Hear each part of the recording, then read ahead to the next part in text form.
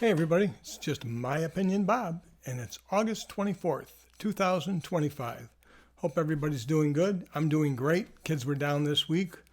Plus, they brought their families. I had four of my granddaughters down here. It was super time. I enjoyed the whole week. So today I'm going to talk about a guitar I talked about in my last video.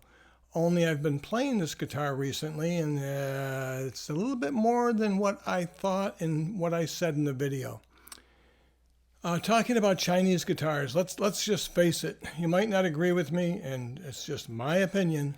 Chinese guitars are now becoming the standard. They are becoming the standard because American manufacturers are having them built over there, and then private people are having them built. There's Canadians that are having their stuff built over there. It's just, it's incredible. And when you think about it, I mean, the Chinese have really gotten into the high production and built these huge factories over there since maybe 2017 is when the factories were built. 2020 is when it exploded and just pumping out all kinds of stuff. They now, and it's not the Chinese that learned this. I mean, it's the Chinese that learned the trade, but who did they learn from?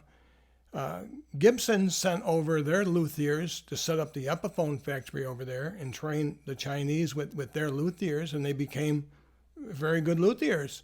The Chinese learned from Indonesia.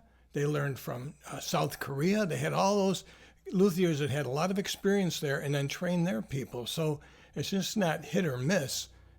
They've got the talent. They go about it the right way, and as a result, there's so many good guitars. Now, Chinese guitars span a wide area, just like American guitars or Canadian, any country. You have your top of the line, like in China it'd be like the smaller shops, but all Martinish type would be Shimimo. I think I'm pronouncing that right. Starts with an H, but you don't pronounce the H. Eastman, and shops like that where there are a lot of hands-on, very labor-intensive. Not a lot of machine work, but excellent quality stuff. Then you have the other end at the bottom where the guitar might be good maybe to row a boat with as an oar or hang it on a wall for a wall decoration. And then you have all the stuff in the middle, which is some pretty good stuff. It's a mix, and there's a little something there for everybody. All depends what you want to spend. But the thing is, it's all affordable, and if you're into guitars, you can very well afford one of those as opposed to maybe something else. So I just wanted to show you something today. These two models. These are a model of a D45. One of them has the natural top on it right here. And this one has the yellow toner on it. So this one is just a D45. I guess you just call it regular or modern.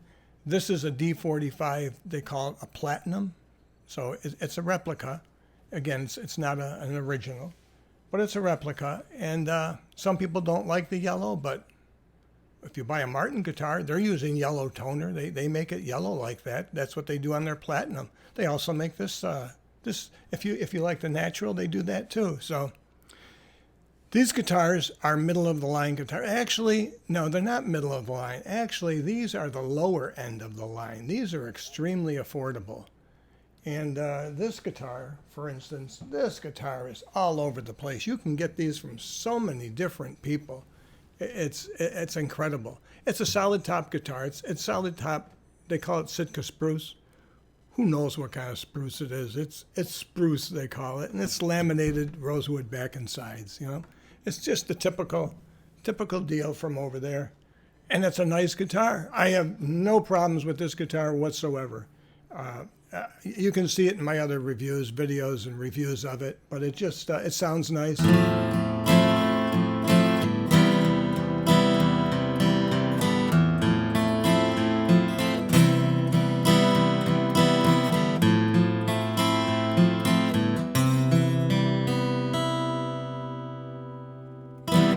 Yeah, it's a...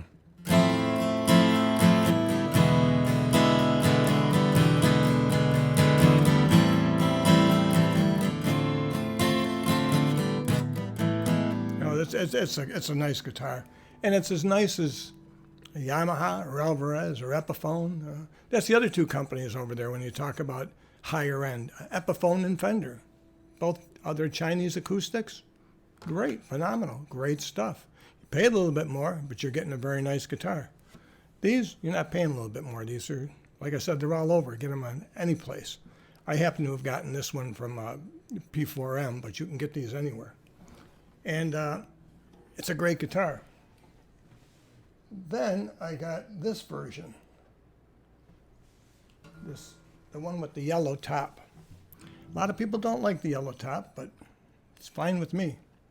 And it's the same type of thing. It's solid, supposed to be spruce, laminated back and sides. Although the jury's still out on that. I've got to research that about being laminated or not, because this guitar, if you'll notice, this does not have the pick guard where the other one does. This has no pick guard on it. I've only seen one other factory over there doing this without the pick guard. And boy, I got to tell you, after playing this for a week, this guitar is something else. It is not the typical D45, Dove, any of the ones that D20, any of the ones coming out from overseas. It's not the typical one. This is it's not a fluke either, because I bought another one just to make sure. And yeah, this is the real deal. This thing's got a sound. I know it probably won't come over on the iPad, but if you were here, I just got to tell you, it's that noticeable. It's got that big, big bass and bottom end and fullness to it. Let me just strum a little bit for you.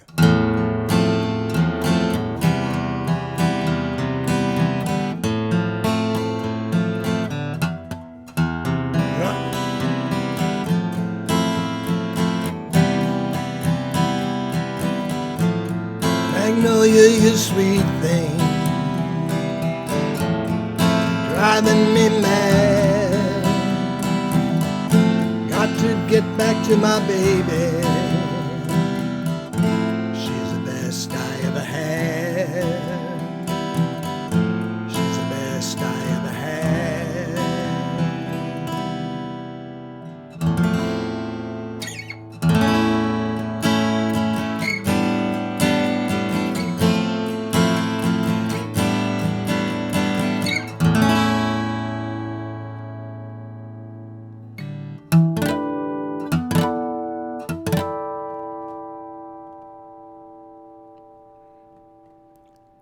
This one is something else. This is and it's a great bluegrass guitar.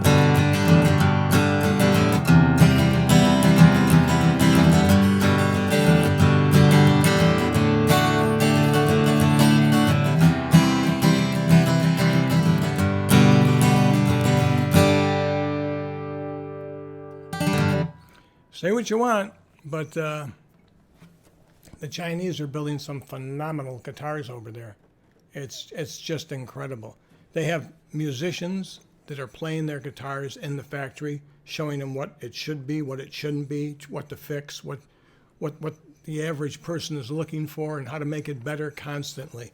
And just like they did with automobiles, they're teaching everyone how to make something better. So I just wanted to give you a shout out. If you see this one online, without the pick guard on it. It's a D45, and they call it Supreme, whatever. It's a keeper. It's great. I like the open back tuners, too. The other one here has the sealed tuners. I like the open back tuners on that. And it does have the bone nut, bone saddle. I don't know what is making that big sound. I hope it came off like that. Let me just play this one more time so you can maybe hear the difference. I don't know. I mean, here, the difference is day and night.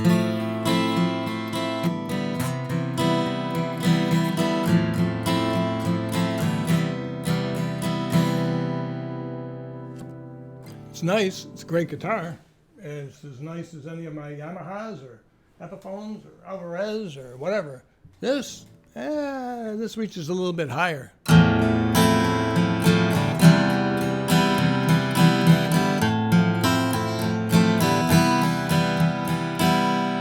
I think it's the bass end that, anyways, here it's the bass end that reaches more, and it just resonates through this body, and it resonates through my body. So keep an eye out for this one if you see it. This is the keeper. If you have any questions, put it in the comments, and I try to get back to you. Hope everybody's doing as well as I am. See you later.